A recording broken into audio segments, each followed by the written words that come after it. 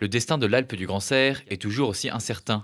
La station de moyenne montagne aux portes de Loisan, après une annonce de fermeture puis de réouverture, va subsister encore au moins un an, mais aucune visibilité sur la suite. Une épée de Damoclès qui pèse sur tous les habitants de la Morte et son économie. Sur l'Alpe du Grand Serre, on a en gros entre 150 et 180 habitants à l'année.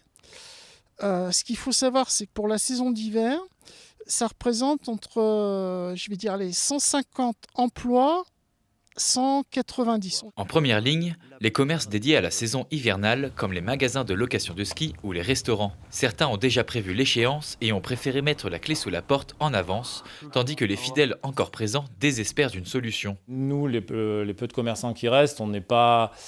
Il manque quelque chose. Enfin, pour moi, personnellement, il n'y a pas l'envie. Enfin, je ne sais pas comment expliquer, mais c'est pas pareil. Là, ils nous ont fait du mal et ils ne se rendent pas compte comment...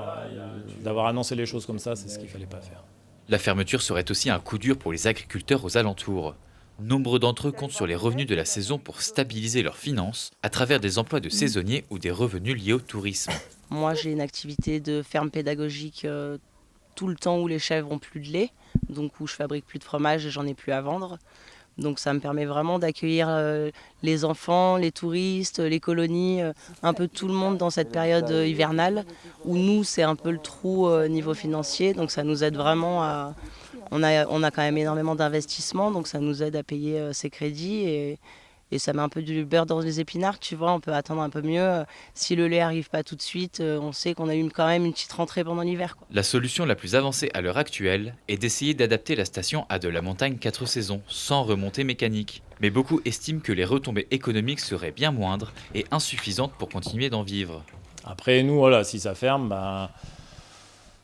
moi, je suis moniteur de ski, mais ça veut dire qu'il faudrait que j'aille travailler ailleurs, à Champs-Rousses, Alpe d'Huez, Rose-Vaujany, mais c'est plus la même vie. Et puis au bout d'un moment, on n'a peut-être plus envie d'habiter là que de faire les trajets tous les jours.